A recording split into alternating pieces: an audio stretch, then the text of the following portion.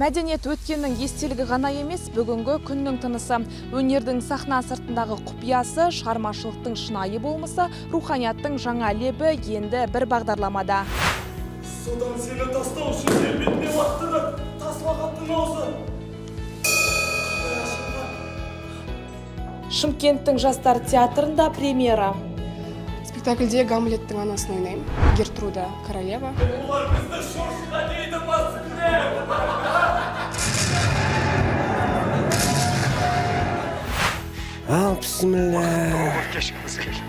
Кино сыншылар үздік кинофильмдерді анықтады.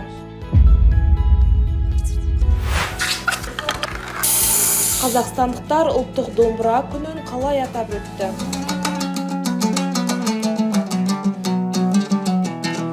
Зерде мәдениеттің мәнін, өнердің құдіретін бірге танитын жаңа жоба. Сезініңіз, көріңіз, ой түйіңіз.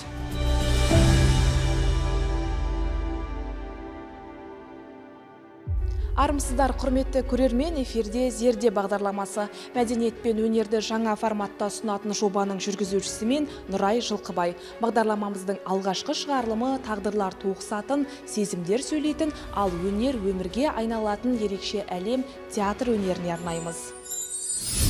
Театр адам жанын тәрбиелейтін, ойға жетелейтін ерекше өнер ордасы. Мұнда әр қойылым өмірдің айнасы, әр кейіпкер көрерменнің көңілінен орын табатын тағдыр иесі. Бүгінгі хабарымызда біз театр әлеміне саяхаттасақ дейміз. Актерлердің шығармашылық жолы, режиссердің ізденісі және көрерменге көрінбейтін еңбегі жайында айтпақпыз.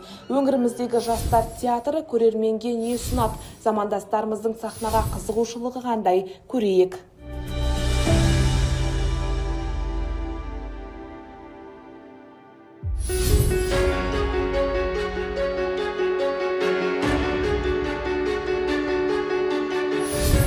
Театр уақытпен бірге жаңарып, ұлттың рухани құндылықтарын дәріптеп келе жатқан киелі өнер ордасы.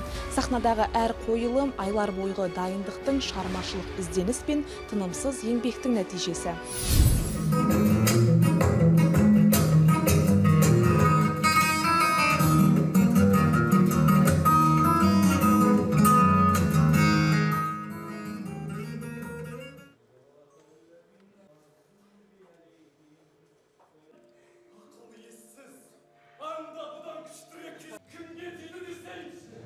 Күлгірсіген көз жасының іздері, әне де дұрысқамайында сарғайы. Театр өмір айнасы, ал классика адамзаттың мәңгілік мұрасы. Бүгін біз қаншама ғасырлар өтсе де өзектілігін жоғалтпаған ағылшын жазушысы Уильям Шекспирдің Гамлет трагедиясының сахнадағы көрінісіне үңілеміз. Гамлеттің пьесасының ішінде Дания түрме деген сөзі бар. Сол сөзге ыңғайлап біз сахнографиялық шешімді суретші Қалтөрі Жұмақұлов екеуміз сахнаның ортасында сол түрмені жасауға тырыстық. Гамлетті мынау адам ерекше ойланғанда, ерекше бір құбылыс, ерекше қадам жасағанда және өзінің қоғамы ішіндегі өзінің қоғамы оны сол кезде не деп айтайды? Есінен ауған жынды дейді. Неге жынды, не себепті жынды деген сұрақпен оларда сол зерттеу, зерделеу, зертханасы сияқты қып, соны Гамлетті сол торға отырғызады. Сол тордың ішінде ол отырып, ойланады, толғанады, арпалысады, тартысады. Монологы бар. Өлмек пе, қалмақ па? Осы сауал екіұдай. Қайсысына жол салу керек? Сондықтан қалай күресу керек? Қалай қоғамменен жасап жатқан қылығына, былығына, шылығына, түгел бәріне қарсы тұру керек деген ниетпен жасалған сол тордың ішіндегі ерекшелігі солда. Тек қана екінші маусымы ғой бұл. Екінші маусымның ішінде біз әлемдік драматургияның біраз шығармаларын дүниеге алып келдік. Оның біреуі Жан Анойдың Антигонасы, бірі Сашо Демоскийдің Электра деген шығармасы. Және табысты жұмыстар жасалып жатыр, жеңісті жұмыстар жасалып жатыр осы актерлардың арқасында. Сондықтан мынау да тағы да бір қадам. Әсіресе бұл енді атақты Шекспир осыдан 6 ғасыр бұрын өмір сүрген адамзаттың баласының ең құлама драматургы. Сондықтан осы әсіресе мына шығармасы бүкіл әлем бас иіп қоятын әртүрлі формада, әртүрлі форматта, соған бізде келіп тоқтадық. Қазіргі уақытта жастар енді тек қана ұрду-дұрду күлкімен ғана тәрбиеленмеу керек қой деп ойлаймын. Ондай театрлар көп қазір. Әнін, сәнін, биін билеткізіп, ал сахнада ой айту керек та, толғану керек. Жастар келіп көрген кезде не туралы өмір болып жатыр, өмірде қандай қиыншылықтар болып жатыр, қандай қатыгездіктер, қандай махаббат сезімдері оянып жатыр. Және ол образдар арқылы төгу керек та. Қазіргі замандағы драматургияда көбінесе образдар жоқ. Аттар бар да, заттары жоқ та. Ал мұндағы классикалық, өзіміздің қазақ классикасы болсын, шетелдің классикасы болсын, біз соған сүйенсек, олардың барлығында бейне образдар, тұлғалар бар. Біз енді кеше Еңлік Кебектен бастағанбыз негізінде. Еңлік Кебек Әуезовтың шығармасы. Оның арасында мынау апрель айында біз Абай менен Махамбеттің өлеңіне сүйене отырып, Жұбан Моңғолдағали, Күләш Ахметованың поэзиясына сүйене отырып, қалың елім қазағымды жасадық. Онда да актерлар тұлғалы, бейнелі азаматтардың ой толғауын жеткізді. Ал өйткені біз қазір жеңіл желпіге бара берсек, театр ертең күні жай ғана әзіл ойын сауық туғанына айналып кетеді. Ал театр деген ол өзінің мақсатында биікке көтеру керек халықты да, және өзінің актерлік шеберлігін де, түгел театрдың түгел өнерін биікке көтеру үшін жұмыс жасауымыз керек. Уильям Шекспирдің Гамлет трагедиясы қазақ тілінде алғаш рет 1927 жылғы 3 наурызда Қызылорда қаласындағы Қазақ мемлекеттік драма театрында сахналанды. Қойылымның режиссері Жұмат Шанин болды, ал шығарманы қазақ тіліне Мәжит Дәулетбаев аударған. Гамлет адамзат өркениетінің рухани мұрасына айналған мәңгілік шығарма. Трагедияда Дания ханзадасы Гамлеттің өз әкесінің жұмбақ өлімінің ақиқатын іздеуі, әділет жолындағы күресі, сатқындық пен билікке құмарлық, ар-ождан, өмір мен өлім, махаббат пен опасыздық секілді адамзатқа ортақ құндылық философиялық тұрғыда көрініс табады.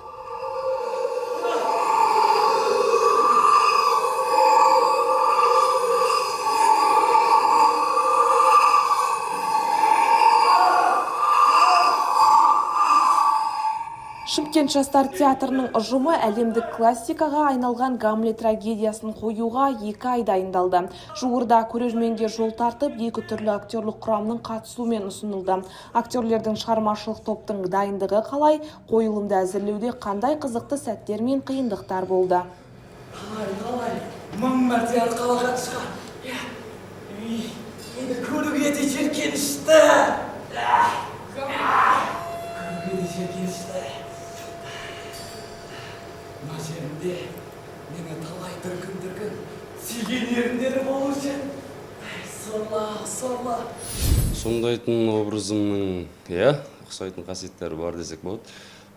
Негізі мен сомдайтын рөлім үлкен кәдімгі король, әмірші, осы Гамлет пьесасындағы жауыз адам өзінің туған ағасын өлтіріп, таққа келген, өзінің мансабы үшін осы таққа отырған адам. Мен енді ондай емеспін өмірде, бірақ ұқсайтын тұстарым бар десе де болады. Атап айту жағын енді білмей тұрмын қай қасиеттерімді. Біздің сол спектакльдің ең басты ерекшелігі сол десем болады. Гамлет қойылымы Уильям Шекспирдің ең әйгілі, ең танымал шығармаларының бірі де бірегейі. Біз осы Шымкент жастар театрының 2 маусымның жабылуына орай сол Гамлет шығармасын қойсақ па деп ниет етті біздің режиссер. Біздің режиссеріміз Қуандық Қасымов, Шыңғыс Айтматов атындағы халықаралық сыйлықтың лауреаты. Сол кісінің бастауымен орын алды. Қоғамға беретін пайдасы біз осы қазіргі қоғаммен байланыстыра отырып біздің режиссеріміз солай қойған болатын. Спектакльді көрген кезде өздерінің үстіне жатарсыздар, осы қоғамдағы қазір болып жатқан жағдайлармен байланысы бар. Дайындық тұсында, спектакль өзі қиыны мен қызығы қатар жүреді ғой. Бізде болды, бізде менің жаңа Гамлет пен сахнам бар, ең соңғы финалдық сахна. сол жерде Гамлет екеуміз айқасып төбелесеміз. Сол сахнаны қою барысында біраз, өйткені біраз физикалық күшті талап етеді, жаңағы қарумен жұмыс істеу керек, біраз сондай нәрсені талап еткен екен. Сол жер кішкене не болған шығар, бірақ өзіндік қызығымен ол да өтті. Спектакльде Гамлеттің анасын ойнаймын, Гертруда Королева. Гертруда жалпы өте күрделі әйел бейнесі. Кейіпкерім туралы айтатын болсам, махаббат, әділдік және ана махаббаты қатар жүретін трагедиядағы күрделі әйелдің образы. Осы образыңыздың бойындағы қасиеттер өзіңіздің бойыңызда бар ма? Жоқ, мүлдем басқа. Өйткені бұл үлкен жастағы әйел ғой, 40-50-ге жақындап қалған. Мен әлі жаспын, бірақ енді жас бола тұра осындай күрделі рөлді сомдауға барымды салып жатырмын ізденістің арқасында.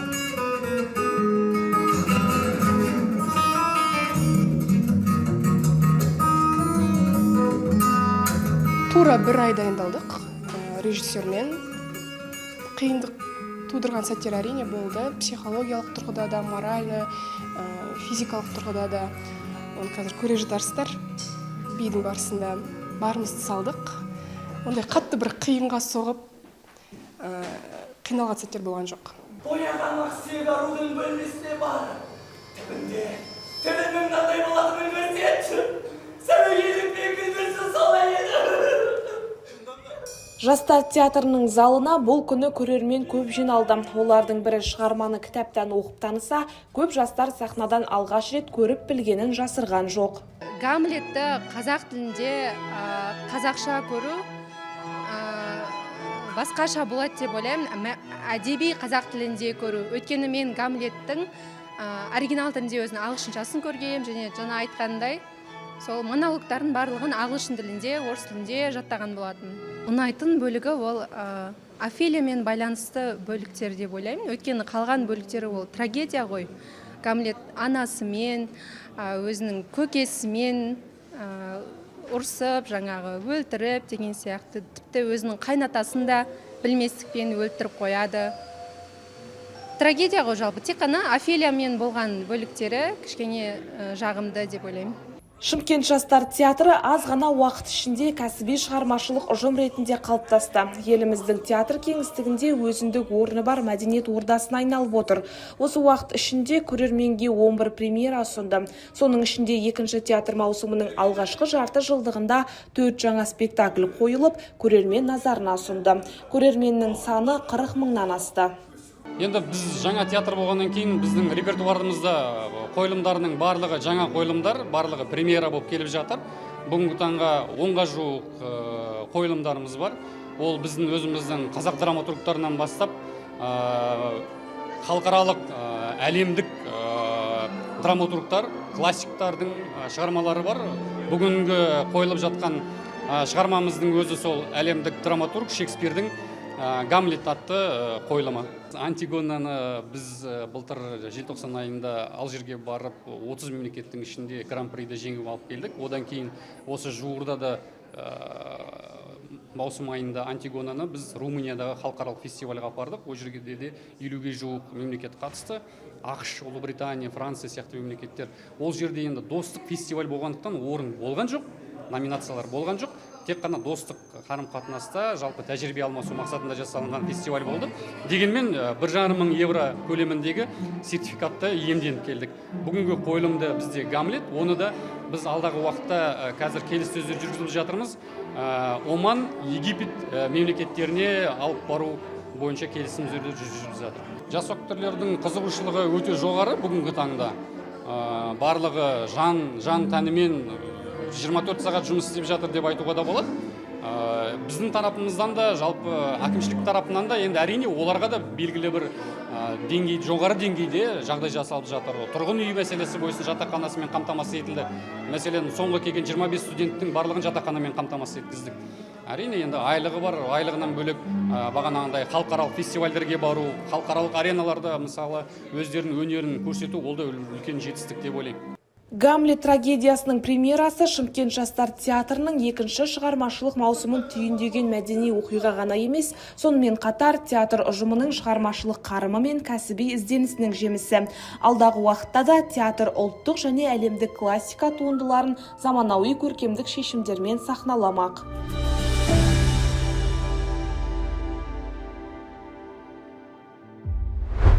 2026 жылдың алғашқы жартысында қазақстандық кино өндірісі көрерменге жаңа премьералар ұсынды. Жылдың ең көп талқыланған әрі қомақты ақша жинаған фильмдерін саралайық. Саламатсыз ба? Жұмыс бойынша келіп тұрмын. Қанша бересің? 150 мың. Күніне ма? Айына, конечно. Тізімді ғашықпын саған фильмі бастап тұр. Романтикалық драма прокаттың алғашқы аптасында 359 миллион теңгеден астам каста жинап, жыл хиттерінің біріне айналды.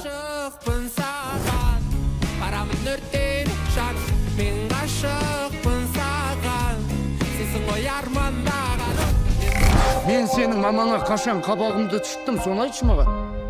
Келесі орында құшақташы мама фильмі. Отбасылық драма көрерменнің ықыласына бөленіп, 1 миллиард теңгеден астам табыс жинады.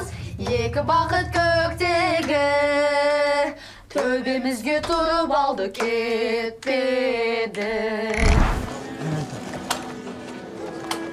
Сколько бы ты света не зажег, мама нет. Пегеш 2-де биылғы жылдың табысты фильмдерінің қатарында. Картина 1 миллиард теңгеден астам касса жинап, алғашқы бөлімнің жетістігін жалғастырды. Ал ауру фильмі кассалық көрсеткіштен бөлек тақырыбымен ерекшеленді. Интернет алаяқтық мәселесін қозғаған психологиялық драма халықаралық кинофестивальде көрермен мен сыншылардың жоғары бағасын алды. Көмектеріңіз үшін рахмет.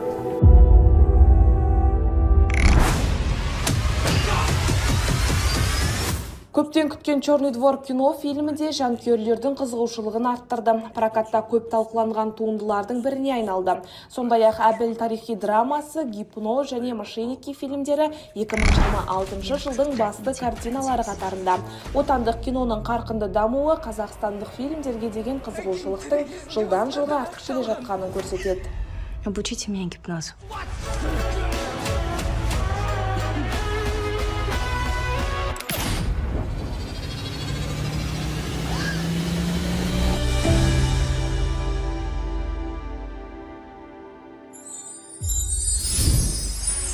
Жаз мезгілінде мегаполисте түрлі мәдени іс-шаралар кең көлемде ұйымдастырылуда. Соның бірі шілденің алғашқы жексенбісінде аталып өтетін ұлттық домбыра күні.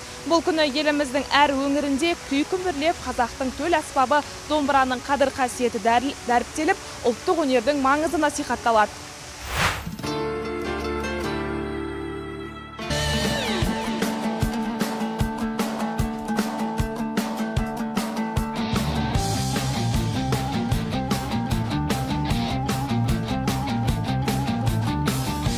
Расында ұлттық домбыра күні биыл жаһандық ауқымда атап өтілгенін әлеуметтік желілердегі көріністен де байқауға болатын еді. Нағыз қазақ домбыра демекші, қазақтың үнін, даланың күйін танытатын қос ішекті аспабымызды қолымен жасап, ұрпаққа мирас етуден жалықпаған шебер бүгінгі бағдарламамыздың басты кейіпкері.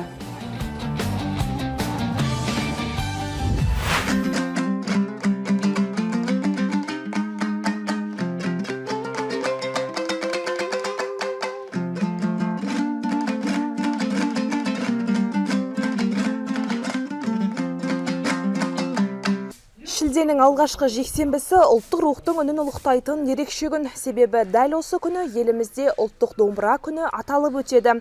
Ұлттық аспаптың мән мағынасы, қадірі тағыда тілге тиек болады, насихатталады. Ал сол қасиетті домбыраны қолымен жасап, оны күмбірлейтін қалыпқа келтіретін шебердің еңбегі көпшілікке көріне бермейді. Аспапты жасаудың қыр-сырына қанықсақ деп шеберханаға бардық. Көрерменнің көзіне көбіне сахнадағы домбырашы ғана түседі. Ал сол күмбірлеген үннің артында санатында ағашқа жан бітіретін шебердің еңбегі жатыр. Бір қарағанда қарапайым ғана көрінетін ұлттық аспаптың әр бөлігі дәлдік пен төзімділікті талап етеді. Қос ішегіне қазақтың өткені мен бүгінін өрген қара домбыраны қолдан жасауды Дастан Дәуменұлының отбасы 30 жылдан бері кәсіп етіп келеді. Оның бұл іске деген қызығушылығы мектеп қабырғасынан ақ басталған. Бүгінде сүйікті кәсібіне 2 ұлын баулып, ұлттық өнердің сабақтастығын сақтауға тырысады. Осы ауылда бір ағамыз болған, соған еріп, сонымен бірге бастап Шымкент қаласына келдік. Содан осы кәсіп қылып алып, осы домбыра жасауды. Шеберхана үйдің алдында болғаннан кейін, ол бізбен бірге кіріп шығып жүргесін өздері қызығып, өздері қалай кіріп кетіп үйренгенде байқамай қалдық, шын айтқанда. Біреуін арнайы отырғызып үйреттім. Біреуі қызығушылық танытып, өзі мынаны былай істесем, мынаны былай істесем бола ма деп ағаштарда әртүрлі нәрселер жасап, солай үйреніп кетті екінші балам.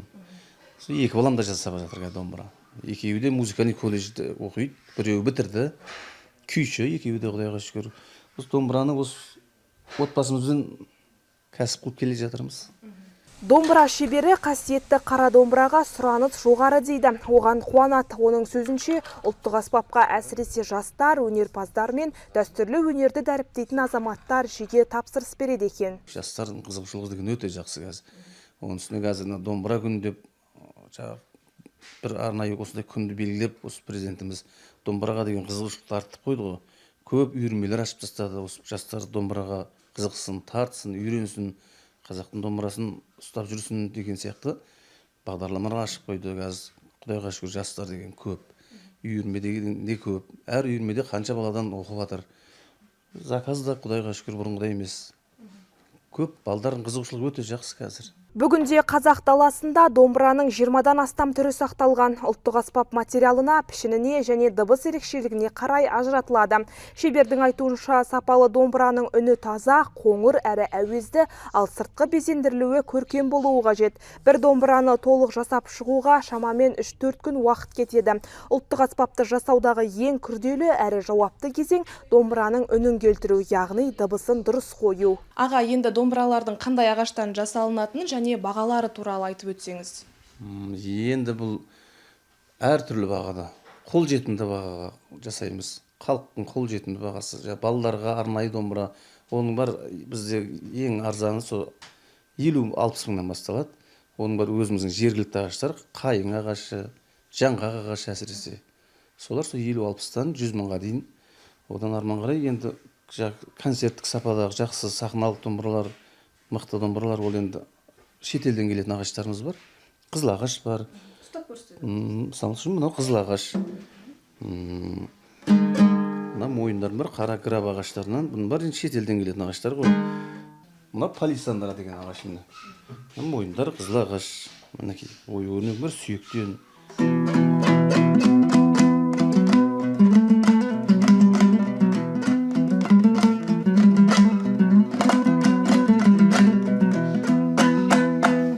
Енді бұл палисандра деген 9 шанақты ағаш, тапсырысқа қарай 9 қыламыз, 7 қыламыз, әр қалай енді.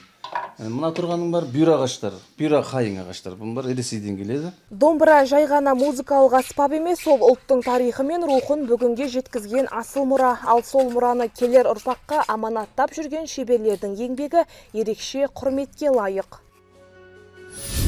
Мәдениетті тану өткенді құрметтеу ғана емес, бүгінді түсініп, болашаққа бағдар жасау. Зерде бағдарламасы осы жолдағы серігіңіз болсын. Келесі шығарылымда жүздескенше сау, саламатта болыңыздар.